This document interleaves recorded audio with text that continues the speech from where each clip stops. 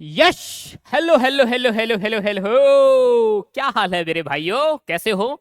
बढ़िया जा रहा सारे दिन, पेपर हो गए, बड़े मौज मौज कर रहे होगे। या तो अब आप वर्ल्ड कप से वर्ल्ड कप देखने के बाद चुक चुके होगे, घर में बड़ कुछ नहीं कर रहे होगे, सो रहे होगे, या फिर इंतजार कर रहे होगे कि कब आईपीएल आ जाए और मैं अपनी फेवरेट टीम को सपोर्ट कर पाऊं। बहुत बढ़िया बात है, लेकिन इसी बीच में मैं आपको एक बहुत महत्वपूर्ण जानकारी दे रहा हूँ, बहुत इंपॉर्टेंट अपडेट दे रहा हूँ एमपी बोर्ड के बारे में, क्योंकि जो लोग एमपी बोर्ड दे चुके हैं उनके लिए कभी भी कोई भी नींद सुख और चैन की नहीं है, कभी ना कभी कुछ ना कुछ बम फोड़ता ही रहता है एमपी बोर्ड।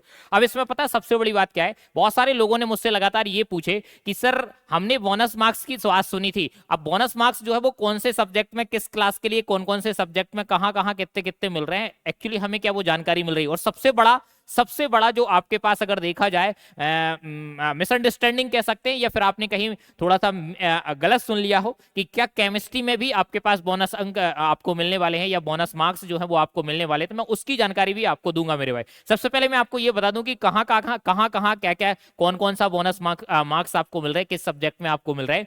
तो अगर मैं बात करूं लाल, तो आपके पास जो है एक फिजिक्स में, अगर आप इस क्वेश्चन को देखोगे तो ये क्वेश्चन देख के ही आपको लग रहा था कि ये क्वेश्चन जो है वो आपके सिलेबस के बाहर है ना। ये क्वेश्चन पहले 2021 की एनसीईआरटी अगर आप देखोगे तो उसमें आपको मिलता है, 2021 से बाद में जब आपके पास एनसीईआरटी अपडेटेड हुई तो उस तरीके से, वैसे आसान क्वेश्चन था तो ये क्वेश्चन का आपको नंबर मिलेगा फिजिक्स में, इस क्वेश्चन का 1 नंबर आपको मिलेगा। ऐसा अगर देखा जाए तो 12th फिजिक्स में आपको 2 नंबर बोनस में मिलेंगे, क्योंकि 2 क्वेश्चन जो है वो ऐसा एमपी बोर्ड मान रहा है। अगर मैं मानता, मैं अपने आप को देखता, तो मैं तो भाई कहता है कि केवल ये वाले क्वेश्चंस का आपको नंबर दिया जाना चाहिए, क्योंकि सिलेबस से थोड़ा बाहर है। वैसे ये भी आसानी से कर सकते हो, इसमें कोई बड़ी वाली बात नहीं है मेरे भाई, ठीक है। दूसरा क्वेश्चन एक और था आपके पास, अगर हम एक और हैं, एक क्वेश्चन आपके पास ये था कि आदर्श विद्युत द्विध्रुव का आकार क्या होता है, शून्य, एक, अनंत, इस तरीके से। पर देखा जाए ना तो बहुत सारी जगह पर ये जीरो बहुत सही किया जाता है, तो अब एमपी बोर्ड ने इसे रखा है कि इसका भी एक बोनस मार्क्स मिलेगा, तो अच्छी बात है, बढ़िया ही बात है ना मेरे भाई। अगर 2 नंबर आपको मिल रहे हैं किसी अच्छे तरीके से तो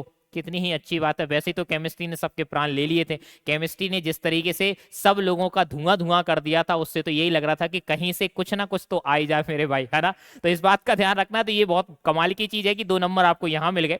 उसके बाद एक जगह और आप देखोगे ना इंग्लिश में, ऐसे देखो कहां कहां क्या क्या है, ये क्वेश्चन नंबर है सेट ए में, ये इस तरीके से इसका ये आपके पास था। वहीं अगर मैं बात करूं ये आपके पास था, तो इस तरीके से आप यहां से मैच कर सकते हो। इंग्लिश का एक क्वेश्चन आपके पास था, ये Urmila is very strong, she can do everything, ये वाला सेंटेंसेस जो है वो आपको इसमें 1 नंबर मिलेगा। तो ऐसे ओवरऑल अगर देखा जाए तो आपको 3 नंबर बोनस के तौर पर मिल रहे हैं। और भाई मेरे भाई, हम तो कहते फ्री में कुछ भी मिल जाए वही अच्छा है, 3 नंबर मिल गए बहुत है ना, कितना अच्छा है। बोर्ड कभी कभी तो किसी किसी पर दया करता है, बोर्ड कभी कभी किसी किसी पर तो दया दिखाता है ना। तो इसे भीख मत समझना, भीख नहीं है ये, लेकिन मैं ये मानता हूं कि इन 3 नंबर से आपका काम बन जाएगा और 100% आप 0.5% आगे हो जाओगे। और कई बार ऐसा भी होता है ना कि अगर आपके मेरिट में 97 बन रहे हैं, अगर मेरिट में 97 बन रहे हैं और 97 के बाद अगर ये 3 बोनस और मिल गए तो 97.5 हो गया, हो सकता है आपके मेरिट में एक आध नंबर आगे पीछे हो जाए, क्योंकि मैं जानता हूं तू मेरिट लेके आएगा मेरे भाई, है ना। तो ये कहानी आपके पास है, और भी चीजें मैं लेके आया हूं। और भी चीजें आपके पास ये है कि ये इस तरीके से आपके पास ये क्वेश्चन था, ये कहां था क्वेश्चन, मैंने आपको बता दिया कि सेट में ये एक क्वेश्चन था आपका, ठीक है।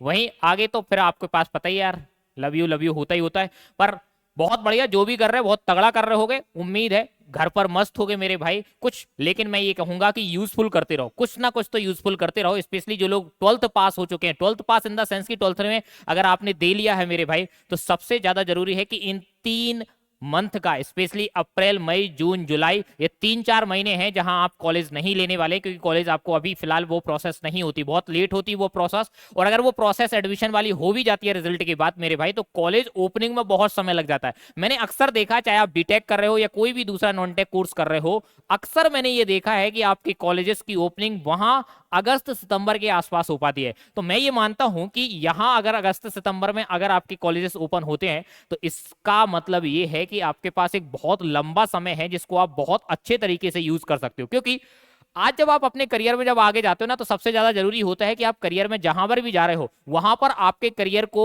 सही बनाने के लिए, सिक्योर अच्छा करने के लिए उसका प्रेजेंटेशन बहुत अच्छा होना चाहिए। अगर किसी भी जगह पर कोई भी, अगर आप प्राइवेट जॉब में जा रहे हो, सरकारी जॉब में जा रहे हो, या कोई बिजनेस कर रहे हो आप, या किसी भी जगह पर आप जा रहे हो, किसी कॉर्पोरेट जगह पर अगर आप जा रहे हो, तो सबसे ज्यादा जरूरी होता है कि अपने आप को प्रेजेंटेबल बनाना, अपने आप को कम्युनिकेट में इतना ज्यादा स्ट्रॉन्ग। क्योंकि मैंने देखा है ना, अभी आप ऐसे कई सारे लोगों से मिलोगे जिनका talent physics, chemistry, maths, even English और हिंदी में बहुत तगड़ा होगा, जिन्होंने 95 97 परसेंटाइल आपके उखाड़े होंगे, लेकिन वहीं जब बात उनसे प्रेजेंटेशन की होती है, जब बात उनसे इंग्लिश में बात करने की होती है, कम्युनिकेशन में करने की बात होती है मेरे भाई, तो वहां वो फंस जाता है। वहां वो अपनी कम्युनिकेशन लैक होने की वजह से, कम्युनिकेशन में वीक होने की वजह से, या कम्युनिकेशन में जीरो होने की वजह से वो एकदम ही निपट जाता है। अगर आपको अपने आप को स्किलफुल बनाना है, आगे आने वाले कॉलेजेस लाइफ में अपने आप को थोड़ा सा धूम धड़ाका बचा रहा है, स्पेशली बॉयज के लिए मैं बात बता दूं, अगर किसी को इंप्रेस करना है मेरे भाई, तो ये सबसे ज्यादा जरूरी है कि तेरी इंग्लिश बहुत तगड़ी हो, तुझे इंग्लिश फ्लुएंट बोलना आता हो, तेरी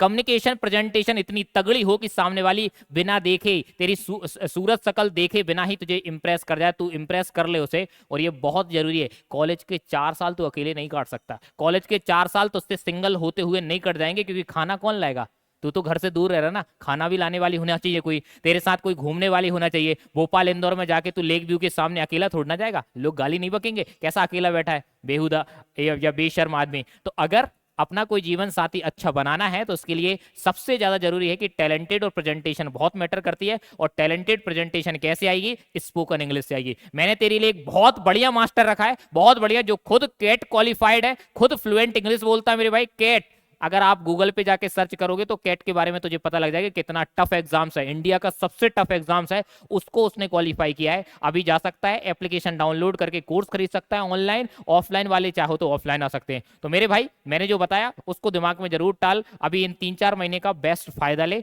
100% मजा आ जाएगा। ठीक है, तो बाद में मिलते हैं, लव यू।